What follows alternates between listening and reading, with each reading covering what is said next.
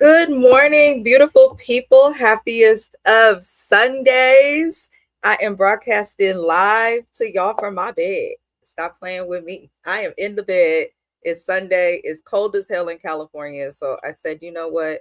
It doesn't matter where we at. We gonna talk about the Tyra Banks documentary, Reality Check Inside America's Next Top Model is the official title of this documentary. It did air on Netflix. So I know Netflix is strict now with they sharing and all of that. So may my channel be a place you can get a quick reference.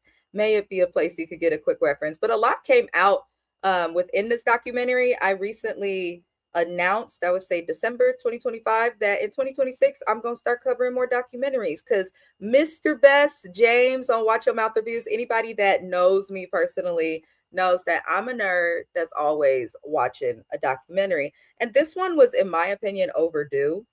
It was way overdue. I've heard a lot of crazy things about Top Model. So, not much within the documentary surprised me. If I'm keeping it a buck with y'all, not to be rude or anything, but Gen Z, y'all were not a part of the times. Y'all were infants. Some of you was baking in your mama's bellies when Top Model came out. So I find it interesting how the things that, we enjoyed, I'm a millennial, I'm 33. The things that we found to be normal in the climate that we had to grow up in, that's why you hear a lot of millennials say, oh, we have thicker skin. Because Gen Z seen this documentary and said, oh my goodness, we need to cancel, cancel, cancel, cancel, cancel. And I watched the documentary and I was like, well, a lot of it was not okay. Everything they did, they agreed to. I'm just saying. So we are going to get through it. I also encourage everybody, please see the links in the description of this video. There are links to James's channel, the Watch Your Mouth Reviews channel. We do a lot of Bravo and OWN television show reviews together. There's also a link to the Watch Your Best Friends channel where the 3 is an E in best, just like here, B3ST. That is a channel that me and James have jointly where we play games, have fun, talk about our lives, things of that nature. And there's also some other great Black creators in there. It's Black History Month, and we're always going to support everybody Black. But getting into the documentary, Tyra came onto the documentary and I was like, okay, it's called Reality Check, but I'm like, Netflix, did y'all tell Tyra the content of the documentary? Or is Tyra just so overly trained in the industry that she knows how to smile creepily like a serial killer or something in Dexter and lack accountability? Because Tyra deflected. She didn't really hold any accountability. It was weird. It was almost like a robotic version of her. I don't know if I was the only person to think that, but she says that part of why this documentary is necessary, part of why she's being brought back to discuss things again is because when COVID happened, she says the whole world was at home. Not only was the whole world at home, according to Tyra, because of COVID, everybody was at home binge watching different shows, which is true partially. People were at home and people were definitely at home binging shows. However, people were binging a lot of old, new, existing shows. People watched Top Model and basically it did not age well. It did not age well. And when she started the documentary this way, I was like, okay, so Tyra, you're basically going to blame 2020 and the world shutting down. You're going to blame a pandemic for the reason that Top Model has not aged well because people had time to assess. Like, we didn't find some of the shit that she was doing in Top Model to be not okay back then.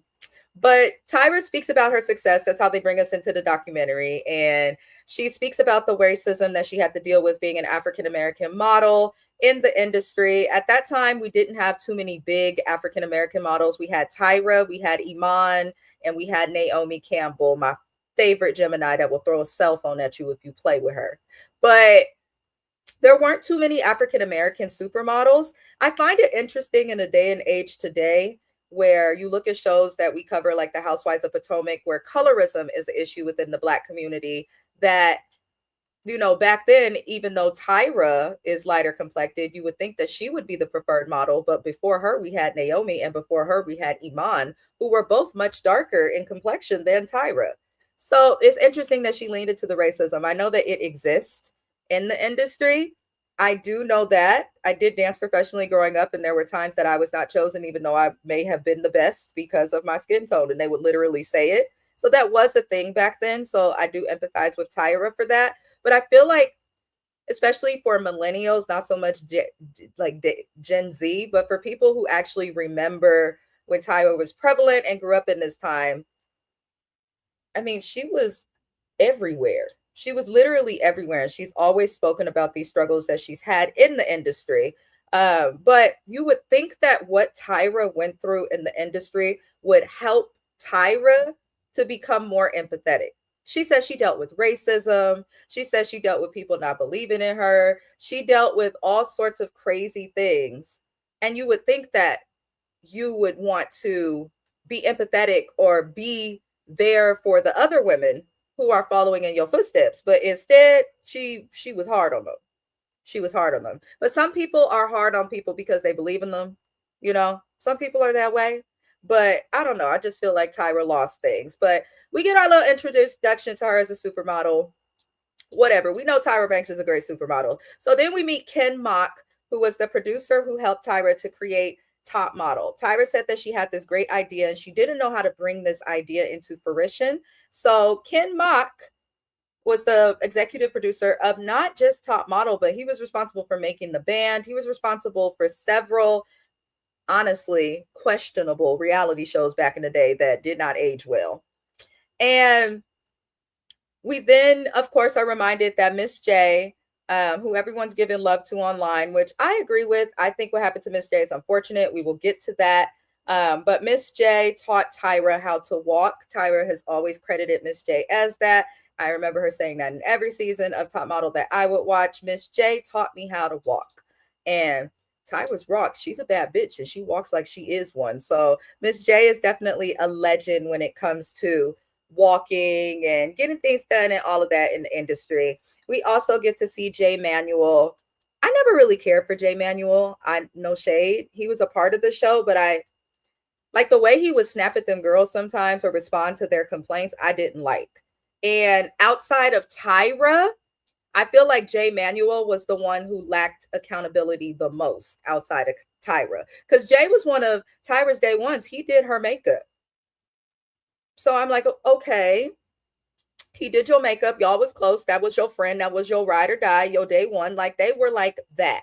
So it was interesting to see how Jay Manuel acted throughout this whole documentary. But something that surprised me to learn was that no network wanted to take on Top Model, which kind of made sense. So back in the day, reality TV was not a thing. We had The Bachelor, we had The Bachelorette, we had Real World, we had Road Rules. You know what I mean? But we didn't have like reality TV to the extent that it is at today. So no network was really feeling the idea of a reality television show for models, especially when people have this kind of shallow thought as it relates to models where it's like, oh, they're just kind of strike a pose, smize, all these crazy things. So nobody was, really seeing it for Tyra until UPN. UPN was the network back in the day. They had Half and Half. They had Moesha. They had the Parkers. Okay, UPN was everything. They had One on One and they had Top Model. They also had Supernatural. Y'all don't understand. UPN was everything. I think it's the CW now here in the Bay Area. I believe it's something different everywhere, but that was the network back in the day. But that was also at a time when Top Model came about that the network was dying because all of these shows had, I believe Moesha was ending, the Parkers was moving networks, like all these crazy shows were leaving. And so they wanted to save their network. And because of that, they decided to take a chance on Top Model. And that is how we got Cycle 1. I'm not going to lie to y'all. When Cycle 1 came out, I was not like, I tried to watch it, but I didn't like keep up with it. But I did remember some of the girls from Cycle 1. Shannon was one of them. I do remember Ebony. You could not forget a chocolate girl on TV, bald-headed, announcing that she's a lesbian at the time that America was very much so still homophobic. So I was happy to see the Cycle 1 girls. I said, look at God. Y'all done brought them out of the bushes. But we get to see Tyra, she lets us know how she chose the women. And she says that she didn't want to just choose women that people viewed as pretty. Tyra came into this already in the industry and successful, so she understood that she needed to pick people who the public would feel is pretty, and she needed to pick people who the public would be confused about, like, what? You're not what a model should look like. So she wanted to kind of go against the norm and mix things up, and that's how she decided to choose Ebony. I would be offended if I was Ebony and watched this back and you say you chose me because the world don't view me as beautiful. Basically, that's what the fuck Tyra said in a nice way. She was trying to play nice, but I'm like, some of your choices, even in how you explaining them, Tyra, don't make no sense. But Ebony, I did enjoy seeing her again. She says that her nickname was Ugly growing up. She is from Harlem, New York. I said, how is your nickname Ugly? Who did that? That is not okay. But that is what darker complected girls had to go through growing up. There were boys that would like me growing up that would be ashamed to say it and would tell me I just can't be seen with you because you too dark. Like, people were a little bit odd towards darker complected people, which is sad, but it is what it is. Ebony, you were before your time. You look at models like Alec, I can't remember her name, but the African lady who's super chocolate, beautiful model with the gap. We'll get into gaps later. But you look at all the people now who are like praising like melanated skin. Like, the darker you are in 2026, the better. But in 2006, in 2002, in 1996, it was not a thing. They wanted you to be a red bone. So that is why Ebony's story and what she explained about her grandmother who owned a beauty salon in Harlem would tell her clients, hello, this is my granddaughter, Ebony. Please tell her she's Black and beautiful. I love that because I think that's so important. Part of why I have confidence is because I had my dad, my grandmother, and people in my life telling me, you're Black and beautiful. Don't let it bother you. And stuff like that resonates. And it resonated so much that Ebony made it to top model. So I'm like, you go, girl. But there was some issues, and I had heard some things like prior to this documentary about how there would be times during Top Model that people who were supposed to win wouldn't win. They would replace ladies by bringing in other people. And Viacom owns UPN, they own MTV, BET, they own all of these networks. They're a big dog in the television industry. And Les, who was the CEO at the time that Cycle 1 of Top Model came on, he was like, I want a Latina chick. So that's how we got Giselle onto the show, because he specifically wanted somebody who was Latina of Hispanic origin. But they pretty much in the first episode just discussed people not being okay with gayness at the time that the show came on as a result of Ebony.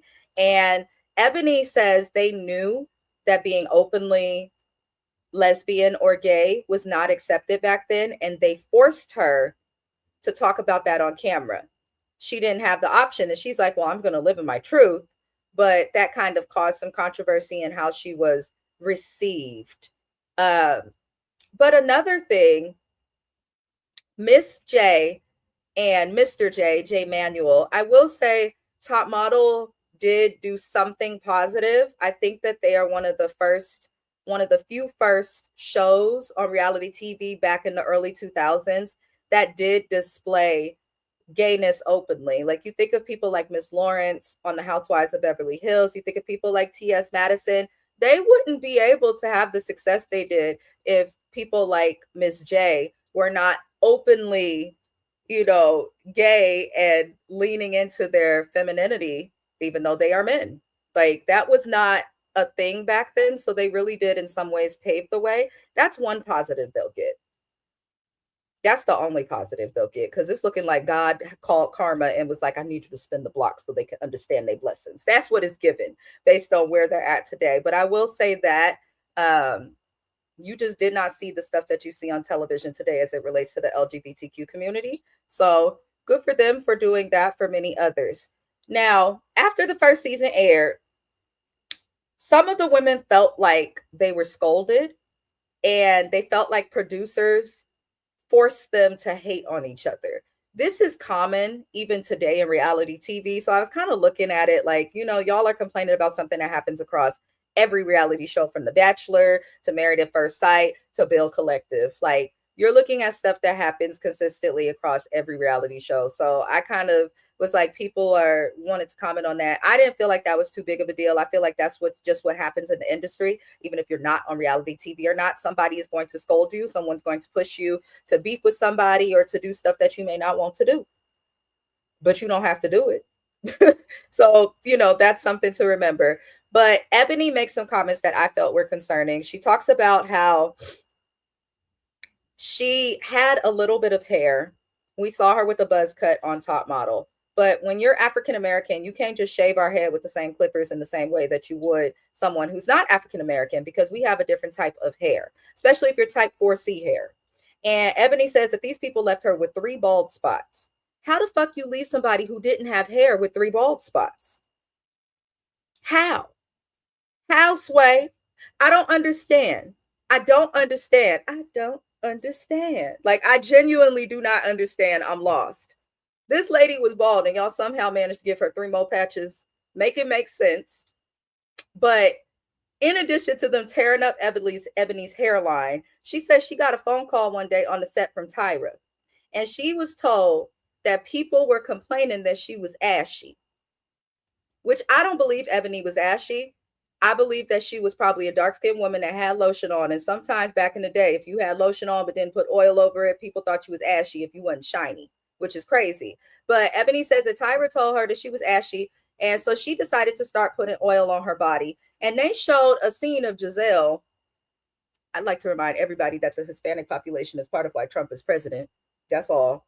Because Giselle, you trying to act like you were so abused and insecure, but why would you fix it upon yourself to complain and ask her to wash her hands because the doors were slippery from the oil that she was using for her skin? I'm sure you knew that she was being told and asked these things. Why would you do that? I didn't understand it. I didn't like that. I expected from production, but when the girls do it together, I'm like, girl, bye. Hi, JJ. Good morning. Welcome in. Welcome in.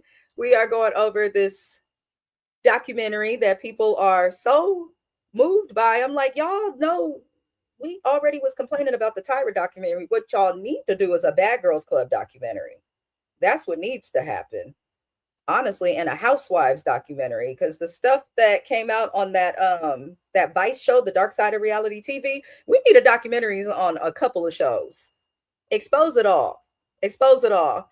But I don't know. They decided to call Ebony and paint her out to be angry and aggressive. But truly, she wasn't aggressive. She seemed very sweet. She seemed calm. I feel like because she was from New York, where she was from, her skin complexion, I feel like they tried to make her out to be angry and aggressive, because that's what they did to a lot of Black women back in the day on TV.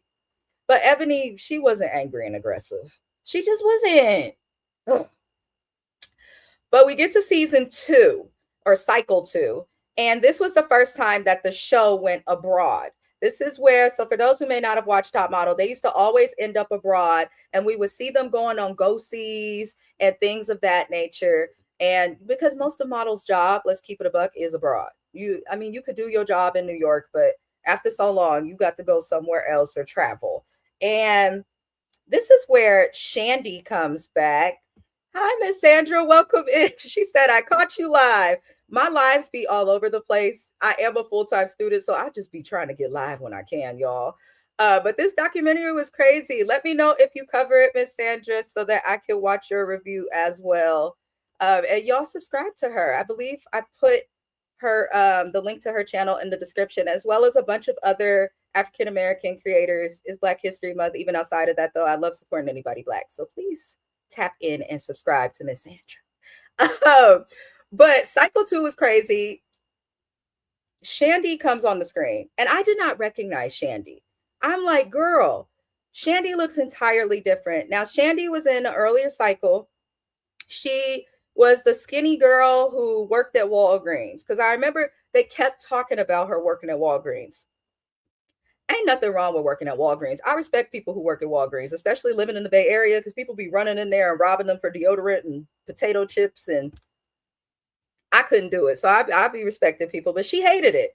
She wasn't happy with it. And she got in the Top Model. And the first episode of this documentary pretty much ended with them talking about how there were some men with mopeds that drove them to their go-sees. For whatever reason, the production and producers decided that they wanted to invite these men back to the house so that they could film the women interacting with men. Unfortunately, Shandy says that she did get blackout drunk. And I'd like to remind everybody, once you are no longer sober, you don't even got to be blackout. In my opinion, once you are not sober, if you don't know me already, I can't consent. So I'm looking at this situation like, okay, so you got blackout drunk, and she says that she was intimate with somebody. I was younger when this was on television. I was probably in like middle school. So I probably did not grasp it the way that I grasped it as an adult. And I said, oh, no, no, no, no, no. And production let that happen. So Shandy comments that production did absolutely nothing to stop what was happening, even though she was visibly drunk. And I went back and watched the episode, and she was visibly drunk, and she had been talking about her boyfriend all season. So the fact that nobody said anything or tried to stop her is crazy. Like, if I got a homegirl, even if I don't know you like that, if I'm out and all you talk to me about is your man, your man, your man, your man, your man, and we go to Milan, we're overseas for the first time, you are drunk because I've been watching you drink, and you start flirting and touching on a guy, like, I'm the girl that'll be like, hey girl, what about your man at home? Be cool, be cool, be cool. Nobody did nothing. Not the girls that were there, not the production. Nobody tried to stop her or warn her, talk some sense, or nobody sent these men home.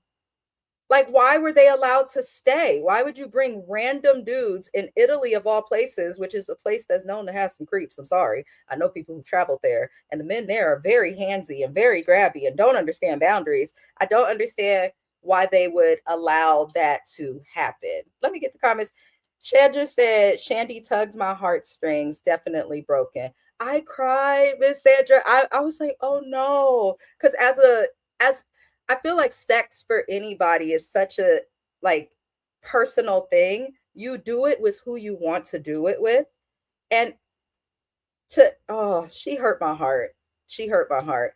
Sandra said, forget it, NDA. They also willfully framed as cheating when she couldn't consent. That's what pissed me off, because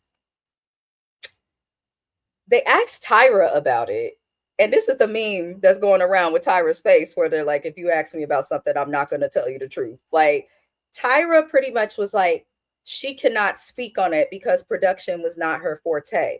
But baby girl, you was just telling us about how you participated in producing, choosing the girls, editing the show. You were telling us that you participated in that. You're an executive producer on the show, but you're saying that you weren't in producer things. I don't know if y'all watched Top Model, but it says Ken Mock, executive producer. Then it says Tyra Banks, executive producer. So you do have a hand in production in the show, Tyra. That's why her wig was stiff the whole documentary. The shit didn't move. That's why. That's karma. Because I don't understand, Tyra, why you would sit there and say about something happening to a woman when you claim to care for women. Producing was not my forte. Girl, bye. You could go straight to hell. F you and your couch, Tyra. She is disgraceful. She is disgraceful. She did air the clips years later. Tyra did some things that I wish Netflix would have really dug in and questioned her about, because I felt like, I mean, obviously in the court of public opinion, she's not getting off easy. We're holding her to the fire. She's a meme, but she did in some ways get off easy. She's in Australia, where the paparazzi cannot do what they do here, selling ice cream, living her best life, talking about cycle 25 is coming. She's living in Delulu land. We got to tell Siri to play Drusadora Delulu, because that's going to be Tyra's theme song. I just cannot. And Jay Manuel also comments on the issue with Shandy, and he was pretty much like, the producers wanted to make it into a storyline. And this is where Tyra talks about Shandy cheated on her boyfriend. She was shamed for it. Because Tyra, how you going to judge her for it and come and talk to the ladies about it, but then say that you don't judge her? Like, that's gaslighting. I'm not judging you, but what you did was wrong. Bitch, you are judging me. You are gaslighting her, and that's not okay. And you have to think these girls are so young.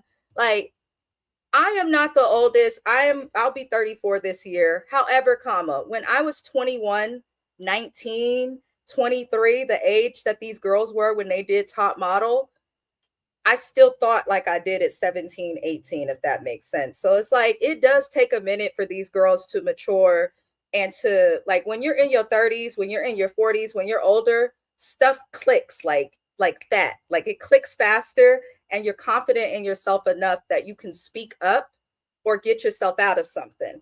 When you are a young 23-year-old working at Walgreens and you think that being on this show is going to make or break your life, I can understand why some of these ladies felt like they had to stay and deal with it. So I don't want people to be like victim blaming these ladies, because yes, they can consent. I see a lot of people online saying, well, they had a choice. Yeah, they do. But it's kind of like crime. When people get desperate, people who you would never think to commit a crime will commit a crime. It's kind of like crime.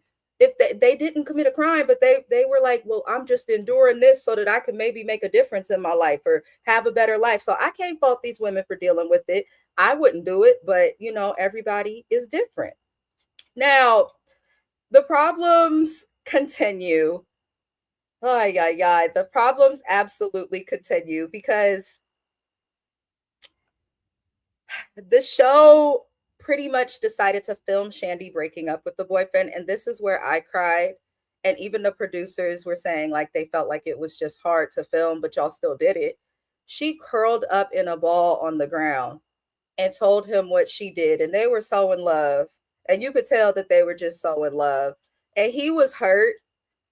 He called her all sorts of bitches. He was hurt. He I just Shandy got me. I felt bad for her, but at the same time, just because you drunk, you could have stopped yourself drinking. And I think that's something Shandy probably did learn from the situation. You can get drunk and still be responsible. You don't have to get blackout drunk. But they moved forward from Shandy for a short time to get into how things got amped up, the cycles and the activities that they had to do, like the photo shoots, the themes of them, the challenges, like stuff started to get really intense.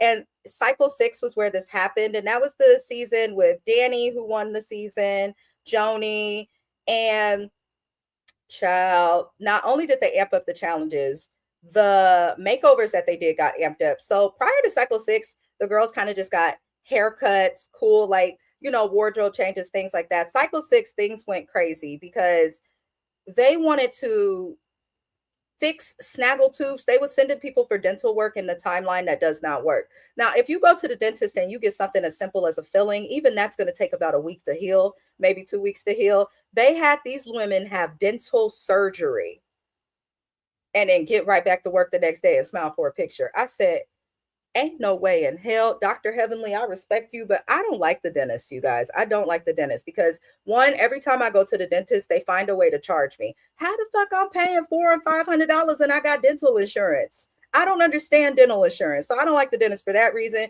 And then every time I walk out of there, I can't express myself properly. I'm walking out of there numbed up, feeling weird. I don't like the dentist. So the fact that Joni had a whole snaggletooth like replaced is crazy. They took her snaggletooth out. Look, JJ's agreeing. There's a lot in life that I'm not afraid of, but when I get in the dental office, I'm looking over my shoulder. I'm looking up and down. I don't like the dentist. I never got past it. I was that little girl that had to be strapped down to the seat. I've never liked the dentist. I don't trust them. They play with tools that Dexter plays with.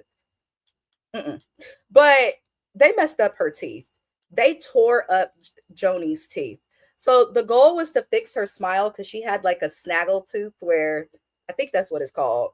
And she was still a cute girl, but they took it out and she was happy for it, of course, because dental work is expensive. But she let us know that they rushed the work. They did not get quality work done. And she says to this day, she has a permanent bite issue because of the work that they did on Top Model.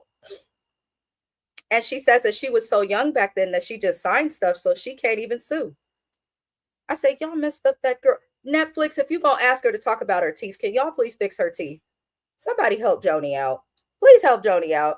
And Danny from Cycle 6, she talks about how they tried to force her to close her gap. What pisses me off is they later had a girl get a gap, talking about, oh, it's a thing, because there are lots of famous models who have gaps. But Danny was told to close her gap. Danny was told that she spoke to country and she's a girl from Arkansas. Shout out to everybody in the South. I don't understand. You looked at this girl and who she is naturally and said, you are beautiful enough to make it onto this show. And then she made it onto the show. And you said, I need to change this about you, though. And Danny was confident. And I loved it. Danny looked good. When I say black don't crack, black does not crack. That's why you got to be proud to be black, y'all. Because the age we probably at right now, we probably going to look for the next 10, 20 years. I don't know. But maybe that's like God's gift to us, since everybody like to hate on us, because that girl looked good. Hi, Delightful Dawn. Welcome in. Make sure to subscribe to Delightful Dawn's channel as well. Me and James are so happy that our girl has been posting again and getting content out there. So please check into her channel. Sandra said, gaps are cultural. I had my own closed at 16, but would not now. They are. They are. How was that, getting your gap closed? Was that like painful? It seems like a procedure that would be painful. I love gaps. I feel like it gives people character and it makes their faces memorable. I don't know. Every girl I've ever seen with a gap has been cute. So I used to actually want a gap when I was younger. My sister has a gap, my little sister. And she is glad today, because at one point she begged our parents to close it. Now she's 31 and she's like, I love my gap. I'm like, good for you. You go, girl. It don't. Oh, she says she's going live today. I hope to catch you. I hope to catch you. Oh, you did the braces route. Took 18 months. See, that's what she should have done. That's what she should have done. Somebody loved you if you did it that way. Lord, Lord, Lord, Lord. But they tried to have Danny close her gap. She denied it at first. But then they pretty much were like, you going to go home if you close your gap. She called her mom and, you know, she worked it through. She worked it through, but Tyra gave the fakest apology to Danny for that. And then she continued to blame COVID. I said, what does COVID-19, the 2020 pandemic, have to do with what you did to Danny in 2004 or 5, I believe, in cycle 6 of Top Model? COVID wasn't even thought of. Hell, we wasn't even dealing with the swine flu back then. What are you talking about? Like, Tyra, you had to know. You are a black woman from LA. Tyra's from round the way in Los Angeles, California. She knows she ain't fooling nobody, and she don't care. That's why she ran away to Australia. Scary hoe. But they discussed the girls being pretty much underfed, overworked, having to stay up for crazy hours in the day, not being provided with enough food. I do remember seeing that during COVID. They were old Top Model participants and people doing like all sorts of Twitter threads and TikTok threads about how they couldn't even get no food in the house, barely. And this is where we see Dion from Cycle 8. And she discusses how her mom was shot. And her mother was shot. And as a result, her mother was paralyzed from waist down. And she told them about this and why she was so driven to want to work as a model. And they ended up doing a photo shoot about homicide victims, shooting victims, and they made Dion be a woman who was shot. She was okay, but I just felt like that was like cruel and unusual. If people go on reality shows, especially competition reality, and they're like, I need this money or I want the prize because I want to take care of this and that and that and this. Tyra blamed the audience for every bad thing that happened on this show. And I'd like to remind you guys that Survivor, I'm a Survivor stan, The Challenge, The Bachelor, these are all shows that were around years before Top Model. These are also shows that took the stories, especially Survivor, because there's a $1 million cash prize. They took the stories that people went through in their life and they allowed it to be a part of the storyline, but they did not use it and throw it back in their face and try to invoke like a panic. They just allowed people to bond with people through empathy. So Tyra trying to say that this is what you guys wanted, the audience wanted more. Girl, bye. That's BS. because there are so many shows. Survivor's about to have season 50, which I'm very excited about, but they're about to have season 50, and they have not done what these people have done. There are so many shows that have existed for time and time, and they have not used people's pain and trauma as a weapon against them to get views. There's no excuse for that. So that kind of irritated my entire heart. Let me catch the comments. Sandra said, I bowed out cycle 10. Whitney, the size 6 plus size winner. The audience didn't want. Miss Sandra, that's actually when I stopped watching also. Because no shade to Whitney. When I think of plus size and who should have won, I think of Takara. I don't care what nobody says. I think of Takara. Takara had great success prior to Whitney even coming on cycle 10. Takara had success as a plus size model, and she didn't even win top model just because she was on that show. So I don't understand the Whitney stuff. And also no shade to Whitney. She ain't all of that. I said what I said. I don't care. JJ said, I think people rewatched Top Model and people was reviewing the show. People complain about what Tyra did to Danielle on the Tyra Banks show. Tyra used to pimp them girls out on the Tyra Banks show. Once the Tyra show come out, I remember coming home from school and watching the Tyra Banks show, and she would always have the girls from Top Model on there, and they looked uncomfortable. They looked unhappy, and got to a point where it's like, damn, you lose the show and then you got to do this press tour with this lady. That had to be, ugh. I've always thought this too, JJ. She's not all there. Like how she talks, we're going to decide which girl it's going to be. It's like, bitch, why are you talking like that? Isn't she from like South Central or somewhere in LA? They don't talk like that over there. Tyra is not all there. Like something's really wrong with Tyra, y'all. Like something is wrong with her. Sandra said to JJ, she's glad a new generation is watching and reframing. That is the good thing about Gen Z. Some people say, oh, they're too sensitive. No, they are emotionally regulated in a healthy way and not afraid to speak their mind. And they grew up in a time where it is safer to truly be who they are and express themselves. When I was a kid, it was you are a kid, stay in the child's place and mind your business. Gen Z, the way they was raised, they was included in the conversation, asked their opinion, and now they feel comfortable giving it. And I find nothing wrong with it. I'm rooting for them because Gen Z be at work talking about we need longer lunches and we need less hours, but more pay. Yeah. All that shit. I support y'all. All of that. Delightful said, I need to fully watch it. I have a lot of opinions. I think it's worth watching. I think any content creator with a channel on YouTube should watch and cover it. I absolutely think we should, because one, we should do what is trending, and two, Top Model was iconic. Like, we have some celebrities today that a lot of people don't even realize came from Top Model. Yaya is one of them. She came from there. She didn't speak in the documentary. Tyra, like we have a lot of stars, huge people that came from Top Model. So I encourage you to watch it. My husband's being weird, y'all. Anywho, Ken Mock took responsibility for the shoot. He was like, I will take responsibility for that shoot. And when he said that, I was like, so you'll take responsibility for this shoot, but not the rest of them. I got you, Ken. You think you slick with your words. You not. I got you. We clock it. We pick it up what you putting down. Eva the Diva, I think, is the biggest. Her and Winnie Harlow, I would say, are huge. Like, they went beyond. Everybody knows them. Everybody knows them. As Candy would say, they worldwide. I'm just saying. Everybody knows them. And the way Eva killed it with that spider photo shoot, that to this day is one of the most beautiful photos that I have ever seen of anybody.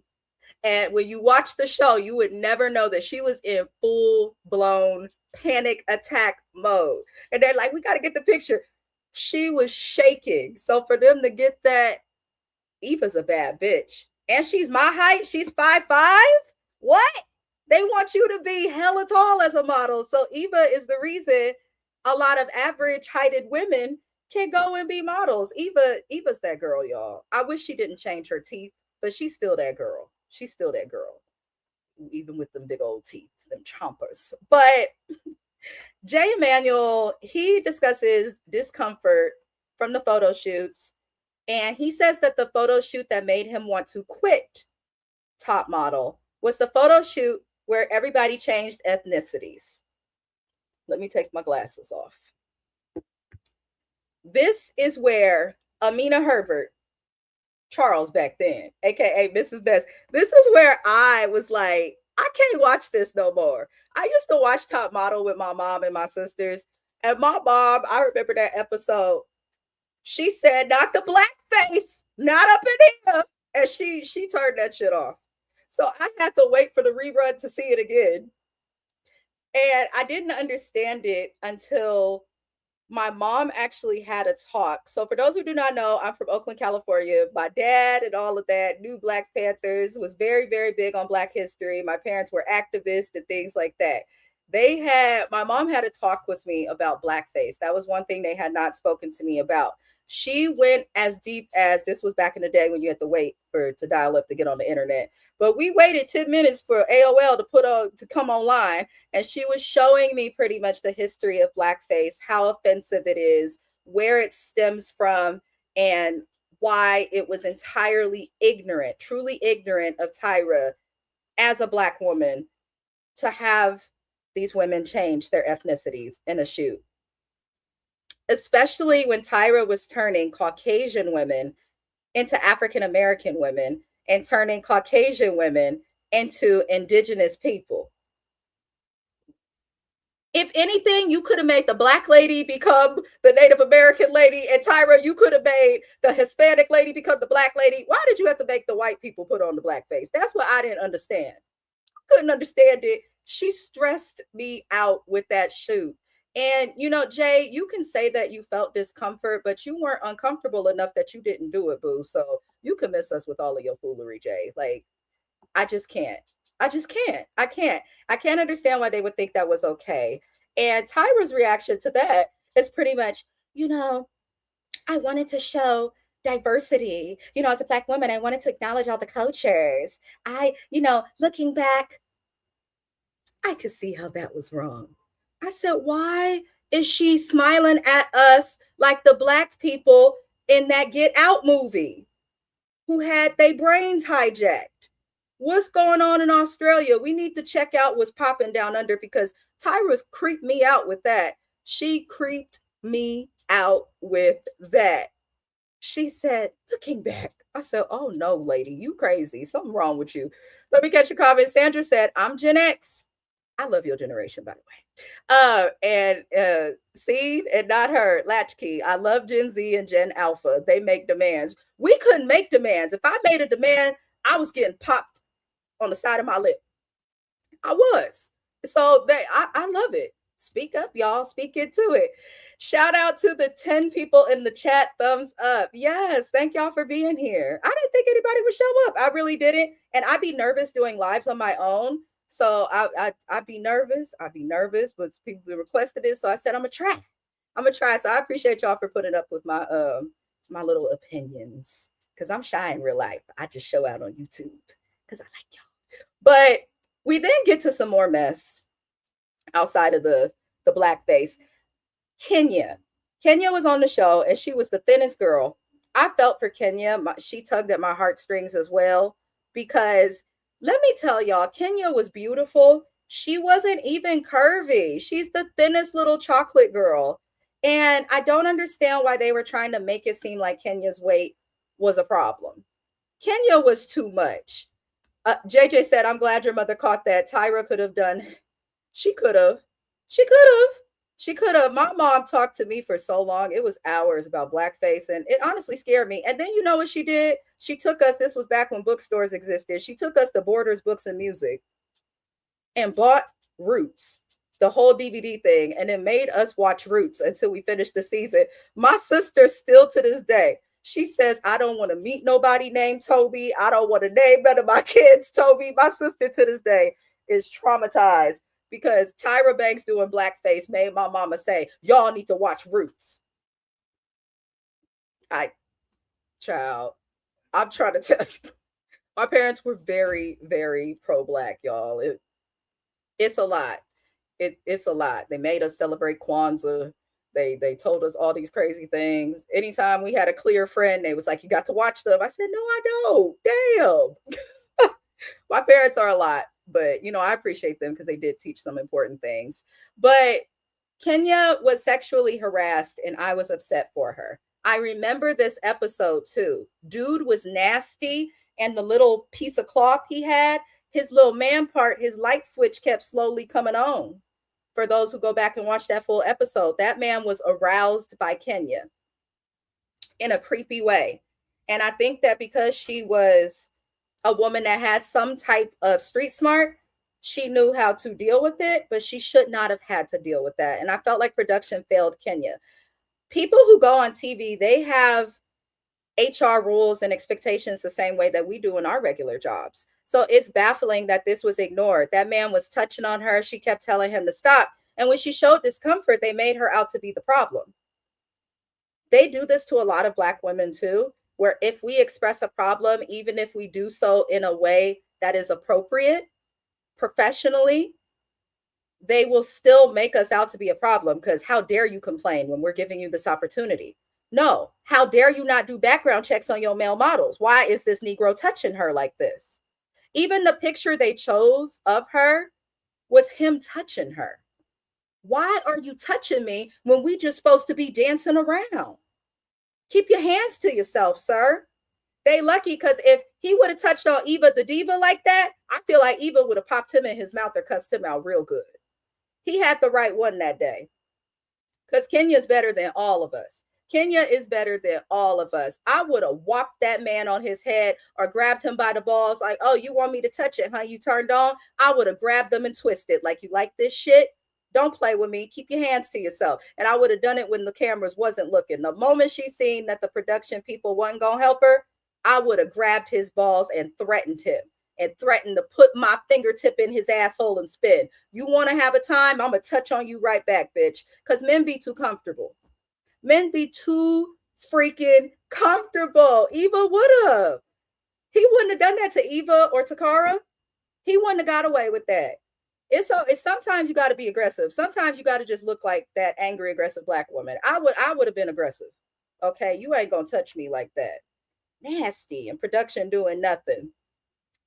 Everything was just handled wrong.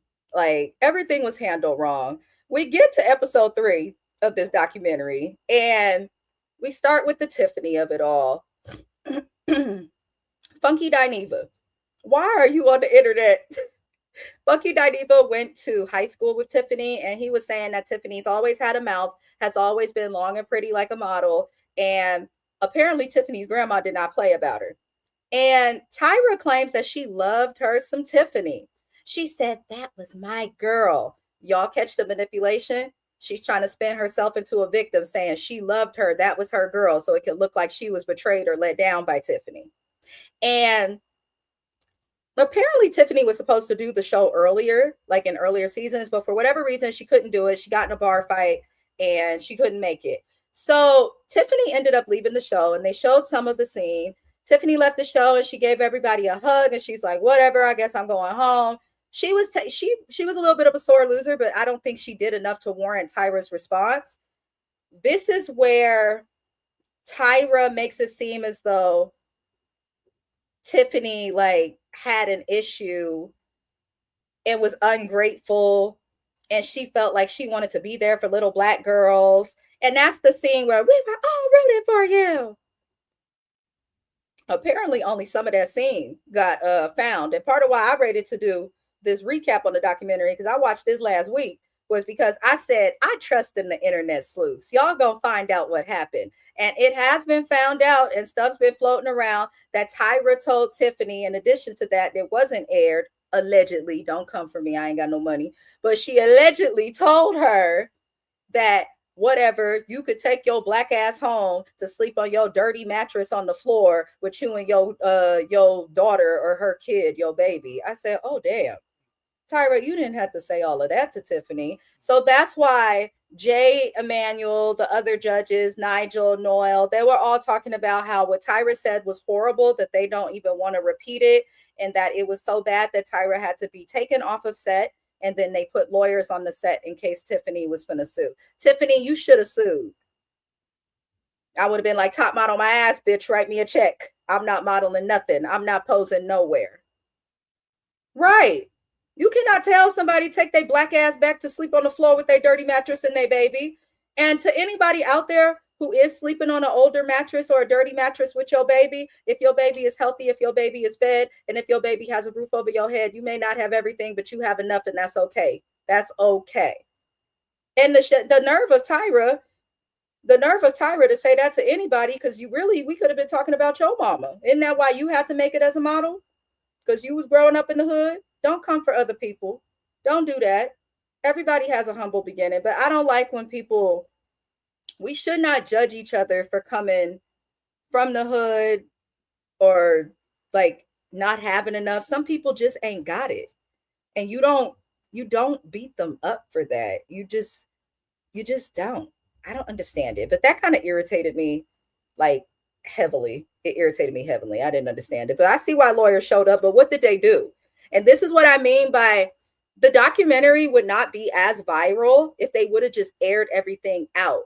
There's so much that they are still hiding. Like, what was the result of the lawyers showing up? Was Tiffany given an NDA? Because Tiffany came out since the documentary. She was like, fuck you, Tyra, and all this other stuff. I don't blame her. But what happened with the attorneys? Was she given justice? Why did the production not call Tiffany to speak in the Top Model documentary when her scene is the most popular scene ever on the show, to where she is literally a trending meme since the moment memes were created? And they didn't call Tiffany on the show. I feel like Tiffany would have aired everybody out and they didn't want her to do it. But Netflix, you fucked up not calling Tiffany. Sandra's right. They're obviously trying to protect Tyra, because why would you not call Tiffany? She made the show go viral in real time, today's time, yesterday's time. Why would you not call Tiffany? I noticed there were some models they could have called and they didn't. And I feel like it's because they know they either would have aired them out or they're too successful that nobody would have, really took them seriously or anything like that. But it gets worse, y'all. Every time I was watching this documentary, like, damn, looking back, they did make this shit look bad. So I forgot that they did an addictive photo shoot. They did a photo shoot where the ladies were playing drug addicts. They were taking pictures, looking high, like leaned over. Like, what are we doing that we are having makeup artists make people's arms look like they have needle tracks in them? I actually work in public health doing social work. And I have a lot of clients that struggle with drugs and struggle with addiction. And I don't think that's funny. That's not a season I watched, because honestly, after Danny's season, I was so irritated with The Gap. I wasn't watching as much. Like, I would watch, but we'd catch like reruns when we could and things like this. This was before DVR. All you had was TiVo. But I don't know. It's just, why would you make models dress up like drug addicts and like populations that are just trying to get it together? Like, that's weird. That's fucking weird, bro. That's weird as hell to perpetuate that with these women, especially when they're models. And back then models were known to, if you know what I mean. I don't know if that's the symbol for doing this. I'm gonna say Scarface because I don't know what I could say on YouTube, but I don't know. They put it in their nose, so I feel like that makes sense. But let me stop, y'all. I don't know. I don't be playing with drugs. I smoke weed. That's about it. But I didn't understand why they did that. It was weird. Jay Emanuel says this what made him leave, and that was cycle 8. He says he tried to quit, and he was asked to stay for cycle 9. But then because he asked to leave, him and Tyra stopped speaking on camera, and he felt uncomfortable, and he ended up staying from cycle 9 to, I believe, 18. They did ask Tyra, what happened with you and Jay? That's your day one. Y'all was like that. Jay, Manuel, and Tyra were Amina and James on Watch Your Mouth Reviews and Mrs. Best Reviews. Like, what happened? What happened? Like, and Tyra says, I prefer not to discuss Jay, but yeah, I should call him. I should call him. Did you call, Tyra? Did you call? Did you call? Sandra said heroin chic was a thing. Was it? Oh, Lord. Oh, Lord Jesus. That's crazy. That's actually crazy. Heroin chic. That's insane. Y'all, Tyra don't want to speak on Jay. What did you do to Jay? Jay did piss me off. That's what I'm going to get to at the end of this. I feel like Jay is just as culpable as Tyra. And the same with Miss J. And honestly, the Janice Dickinson of it all, Janice Dickinson, I don't even know how the fuck that bitch was a supermodel. That's one of the most unattractive, colorless ladies that I've ever seen. But I digress. Please don't cancel me, y'all. I ain't got shit no way. But Janice Dickinson was horrible on that show. Why did y'all not call her? Because you know Janice is always looking for a check. She's always, y'all remember Janice Dickinson's reality show on Oxygen? This was like back when the Bad Girls Club and all of that was on there. Janice Dickinson, I wanted to hold that wench looking like the Crips Keeper in a colorless version. I wanted her to get held accountable, but Jay is acting way too innocent. I don't like it. I don't like it. Jay Manuel is irritating. Hi, beloved reviews. Y'all give beloved reviews a subscribe as well. I'm always happy to see you here. And thank you for being on live yesterday as well. I appreciate it. And happy Sunday, beautiful people. I am so early live because in Oakland today, we are having the Black Joy Parade. I'm going to go and party with some Black people. We're going to get down. I'm going to enjoy it. I love it. I love it. Y'all engaging each other in the chat. It makes my heart warm. I'm a sap for positivity. But Jay Emanuel is too innocent. Jay acts like, well, I tried to leave the show. Nigga, you talking about everything was your final straw. I knew that the ethnicity shoot was wrong. Oh, I didn't like the addictive photo shoot. I quit. It doesn't matter. You trying to make yourself look good, Jay. We don't care if you quit in cycle 9 if you stay till 18. They had to literally fire you for you to go away. And this is where Jay then talks about he noticed more producing behind the camera. He noticed they started to control who won or lost by choosing people's worst shots instead of their best shots. I used to peep that in cycle 6 and 7. And that's when I stopped caring about like the result of certain things. I had to stop caring because it was obvious that they were controlling who they wanted to win and lose. But honestly, reality TV's like that a lot of times. What's poppin' also best? That is the husband. Thank you for being here and supporting. Me and the husband are putting out a song. I don't do music, but I do sing. So he asked me to do a hook and I did. So that will be out next week, y'all. But after being eliminated, they talk about what happened with the women after they get eliminated. And that was an interesting thing. So after the women were eliminated, to prevent the results of the show coming out, they were taken to a hotel. They were not allowed to fly home. They were taken to a hotel and essentially held hostage by production. Now, I'm sure they knew about this in their contracts that they signed to be on the show, but they made it sound so much worse than it was. This is common on a lot of shows. You go to a hotel, you don't just fly home, and they keep you there so that people don't know the result of the show. Like that's common. They do it on The Challenge to this day. They do it on Survivor to this day. They do it on a lot of shows. They do it on a lot of shows. So that part I was like, Sandra says, congrats on new music. Thank you, thank you, thank you. But yeah, I don't know. Did y'all feel like the ladies being taken to like a hotel to wait until the show like wrapped filming? Do you guys in the chat feel like that was like problematic? Because for me, I was like, okay, y'all did a lot of effed up stuff, but they had to keep the results private. It makes sense because what if someone claims, well, I saw this person walking around on this 42nd Avenue and, this was at this time, so I know she couldn't have won. So that makes sense. But, lots of the girls, they talk about the after effects of Top Model. And this is where I was kind of like, I felt for them, but at the end of the day, I also feel like a lot of them were before their time. It was before social media. Things were just much more difficult, much more difficult. And JJ said, I'm waiting for people to complain on Survivor. I feel like that could be, for anybody who watches Survivor, not to get sidetracked, Survivor used to be 39 days.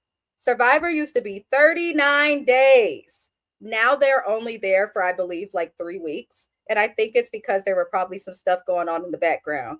if that happens, JJ, you better come up here with me because I'm gonna be crying through my review. I love Survivor. I'm gonna be crying like I can't believe they did this. I'm gonna be so upset. It's my bestie. Welcome in, welcome in. We are going. Oh shit! I'm supposed to be on James's channel right now, but we are almost done. Please like the video, subscribe to the channel. Also subscribe to James's channel. The link to his channel is in the description of this video. We pretty much do most of our reviews together. If it's Bravo TV, me and James is in it together. I'm trying to tell you. And now TLC, because I got him to start watching 90 Day, and he's liking it, y'all. He's liking it. I'm trying to tell you. But we will be on his channel right after this live ends. But I appreciate you, James, for popping in. I don't think he watched this documentary yet. So if James decides to cover the documentary, I will let me know, James. I will definitely support you with that, however you need. Now, let me tell y'all, the ladies did not always have success. Oh, you haven't watched it? Okay. I might have to add you to my Netflix friend because there's a lot of shows that I think that, like, even if I wouldn't cover, I think that you would do well covering that are on Netflix. They have a lot that they've added now. So I'm going to figure that out for you. I'm going to figure that out by the end of today. Unless I party too hard with my Black people.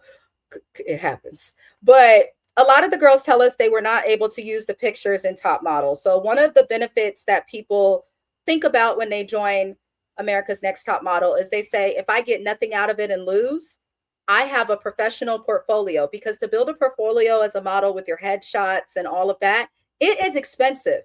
James from Watch Your Mouth Reviews wrote a book. He's a published author. Encourage everyone to see the link in my bio. There's a link to his book on Amazon. But I remember him talking about how headshots were expensive just to take a damn picture for a book. So I can imagine for a model that needs a whole photo shoot and all of that, that it could be expensive. And you look forward to opportunities like shows like Top Model, because that's a way to save yourself some money on it. And a lot of the girls say they could not use their portfolios because they had too much makeup on. They didn't look realistic. When you think of models on the runway, when you think of all of these different things, you think of girls, they're not on the runway looking like Tyra and her girls in Top Model. They're on the runway usually looking natural, because the stuff on the runway is what they want to sell in the store for regular people like us to wear. So it does make sense that they can't always use their photos. Now, Danielle goes a little deeper, and this is something I had been hearing for years prior to the controversy and people rewatching it, like even prior to COVID. I had heard for years that Top Model was not a show to do unless you just wanted to be famous, because a lot of the women are not respected in the industry. And Danielle digs into this and says that even though she won her season, and Danielle killed it, her season, she did great. But she says even though she won her season, she was not put on castings. Now, she was signed to, I believe it was Wilhelmina Models. Wilhelmina and Ford are like the big ones. And she says that they all live in like a model house. And she was modeling with somebody who's super famous now. I did not catch the name. And she says that the girl told her, she asked why Danny never goes on castings. And they said, Danny comes from Top Model. We have to treat her differently from everyone else. I can kind of understand it. When you look into modeling, if you go into it without going the Top Model route, people choose you because they like your look. When you get a model signed to an agency because she comes from a show, the agency didn't choose you. Tyra Banks, Jay Manuel, Nigel, Miss J, Janice Dickinson, they chose you, not that agency. So while it's not fair, it makes sense. What Tyra should have done with this show is she should have started her own modeling agency, in my opinion, and put the girls under her wing and did things that way. Because no one's going to respect someone who they view as getting a shortcut when everybody else is knocking on doors trying to do it the hard way. It's kind of like Nepo babies. You know, nobody wanted to give Will Smith's kids a shot at music until they started proving that they could make good music. Like, people don't want people to skip steps. And a lot of people in the industry felt like these girls skipped steps. Now, Danny says that part was hard. She dissolved her contract and moved on. But she also says that she was upset when she saw Tyra years later. And Tyra was like, I always knew you'd struggle. No one respects Top Model. Why would you say that to somebody who is struggling? I knew this would happen. and then you weren't there for her and you want to say it years later. Y'all had my girl Danny fucked up, made her change her gap just to later have a girl put in a gap. And then you made it seem like she won this great prize when she'd won nothing at all because they were never going to do anything with her just because she was on this show. That's effed up. That's effed up. That's effed up. Now, I understand the ladies may have knew there were not good things and endured stuff for the show. But if you win, you expect to have went through all of that for something. So to find out that you went through all of that for nothing, I'm sorry, but at least you look good, Danny. You aging backwards. Hell, you look better today than yesterday, girl. Black don't crack and you look great. But they do end up discussing the karma of it all because all of these fucking judges had these women messed up, y'all, and that's the truth. So the network that Top Model aired on got a new leader, a new CEO. And this new CEO wanted to get rid. This is what Tyra and Ken Mock claim. And I don't believe nothing that comes out their mouth. But they claim that they wanted to get rid of J Manuel, Miss J, and Nigel. Nigel's the photographer we all loved. Miss J's personality, she's the show, honey. And J Manuel, honestly, if Jay would have left, nobody would have cared. I'm sorry, Jay. If you would have left, we would have been okay. We would have been okay. We would have been all right. DM Rock said, did you see Sherry tearing up? I did. Let me tell Sherry's misshapen ass something. Go back to your Tyler Perry movie because you got to have me like Taraji and Straw because you getting on my nerves, Sherry. You crying about Tyra Banks? Cry about how you fucked over Wendy. Justice for Wendy Williams. We don't like you, Sherry. That's why your show got canceled. Why are you crying? Why are you crying? Tyra's in Australia serving up ice cream, preparing for Cycle 25, living her best delusional life. Why are you crying, Sherry? Sherry was crying because them tears mean she got to give Wendy back her chair. I can't with Sherry. I can't stand her. I can't stand her. The Rox acted a complete fool. When does the cancellation start? I was like, you crying over this? That's what got you to tears? I cannot. Beloved Reviews said, these girls are so brave because I couldn't go through all of that to be on the show. I couldn't even at my worst. And this is where it's sad. You could tell a lot of them are insecure and just trying to find a way out. Because I could never. If you really love yourself, But honestly, a lot of the girls should have went into it like Eva. People tried to tear Eva down, and I'm so glad the Black community had embraced Eva after she won because people tried to tear her down. But the way that she acted on that show made it to where nobody fucked with her. You can't stir up drama with Eva and the girls if Eva's like, nobody's my friend, I'm here to win. So a lot of them should have had that mindset, in my opinion. Watch Your Mouth Reviews says Sherry's point was so irrelevant on that show. Sherry is irrelevant. Friend, you know how I feel about Sherry Shepherd, friend. I don't like how she's shaped. I don't like any of it. I don't like any of it. JJ said Tyra's hot ice cream is not doing well. I'm not surprised.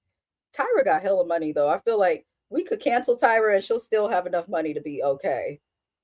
You know who Tyra reminds me of? Erica Girardi on the Housewives of Beverly Hills.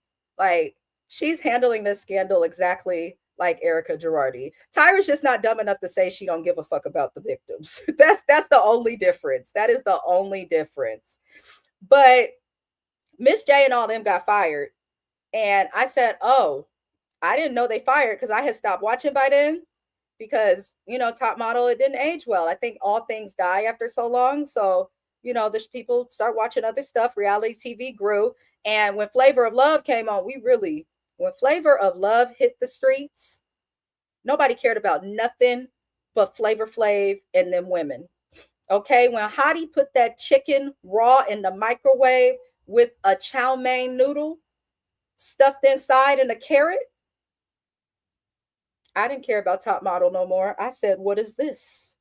When Boot said, if I'm a hoe, I'm a top dollar hoe, I said nothing in life matters except for Flavor of Love. So I had stopped watching Top Model around that time. And I feel like a lot of people did because reality TV kind of amped it up. And it's interesting that Top Model was on TV during the writer's strike that's when reality TV got popular. and Top Model still couldn't bring it back. But Tyra ended up making everything about her throughout this documentary. She said that certain things that she did, like in terms of getting rid of Jay Manuel and them, she's like, it's the worst decision of my life. And I cried every night. I cried myself to sleep every night. She said that with no emotion. The things that I've had to cry myself to sleep at night over, if I think about them, I get emotional to this day. She was like, I cried myself to sleep at night. I'm like, bitch, are you okay? Are you all right? I'm telling you, Tyra was acting like them people in Get Out. Something is wrong with her. But she says it wasn't her decision to fire them and blamed the people way up at the top. Way up at the top. Also, Beth said nothing but lies. My husband was watching me watch this documentary, as he does with most of these shows. And he was just like, what's wrong with her? Like, the bitch was acting weird. Tyra is a weirdo. Like, something is off. There's something wrong. But she blames everything on other people. And then Tyra got her karma because on the show that she created, they got rid of her. And somebody else replaced her. And that's where the show died, because it's like, okay, we know Tyra does too much, but we rather watch her than some random clear lady. And Tyra pretty much ends this documentary calling us out on our shit. She was like, you know, you guys, you called me out on my stuff, and it's helped me to be accountable. And you know, when you guys are called out on your stuff, I hope you guys are also accountable. I said, don't try and flip it out on us. We didn't make these models go through stuff and turn a sexual assault into somebody cheating on their boyfriend and all this crazy stuff. Don't you try to, why are you threatening the audience? Who's your publicist, sis? Auntie? Because Tyra's my elder. Who's your publicist? I think you need a new one. I think you need a new publicist, Tyra. I really do, because Tyra was tripping. My final thoughts, though, you guys, on this documentary. If you're going to blame Tyra, you guys need to be mad at every single judge on that panel, Nigel included. Because to be silent sometimes is to also be culpable in the bad behavior that happens. If I see a man about to sexually assault someone and I don't say anything, I'm just as culpable in the sexual assault. Like, you have to speak up when things are incorrect. If you saw stuff that was so bad that it made you want to quit the show, and then you stay for 18 more seasons, no, you're just as bad. Miss J, I'm sorry you had a stroke. I'm happy you're speaking again. And I empathize with you being someone who taught so many models how to walk, and now you cannot walk yourself. But I am a person that believes in karma. And Miss J was like, well, when commenting on anything fucked up, it's a dog world out there. That's what you have to say. It's a dog world. Keep learning how to walk, Miss J. Don't y'all donate a fucking dollar to that GoFundMe. I work in public health. I promise you there are people that are situated there to assist Miss J. Let Jay Manuel, since they good friends, let him pay for Miss J's treatment. You beautiful people already had to pay for cable to watch the foolery. Do not be donating and stuff like that. If you want to, out the goodness of your heart, fine. But I encourage you to find a GoFundMe on there of someone who's not famous, who actually does need help with their care. And I'm not saying Miss J doesn't need help, but I feel like Miss J has some help. And I feel like Miss J and Miss J's team is going to take advantage of this press tour so that they can get all the help they can, because it is expensive it's very expensive to recover after having a stroke. But I just don't feel like people who lack accountability should be okay with it. Don't give a fucking dollar. Okay? There are other GoFundMes and causes that y'all can help. Okay? Go to a urban neighborhood and go give to the Boys and Girls Club. Don't give a fucking dollar. God damn it. Shit. They irritated me because all of the judges blamed everyone else. Tyra blamed the CEO. Ken Mock blamed the CEO. Jay Manuel blamed Tyra. Miss J blamed Tyra. Nigel blamed Tyra. Like, everybody blamed each other, but nobody really took accountability, which is crazy. WC Beloved Review said, I am not surprised, but I'm disappointed in all of the hosts of the show, especially Tyra. She knew all the stuff that she went through to make it in that corrupt industry, and she became the thing that she hated. Yes, Beloved. We had said that too in the beginning of this, because how can you speak about your story and dealing with racism? And Naomi Campbell never really embraced her either. And then you do the same thing that was done to you to others. That's crazy. That's crazy. You just repeated the cycle, Tyra. That's all you did. The modeling industry got him. Miss J had to. Had to. Miss J aged 67. She's doing okay. Miss J looks good. Okay, Miss J, regardless of Miss J lacking accountability, Miss J does look good. And Miss J really didn't do anything crazy to these girls aside from judge them.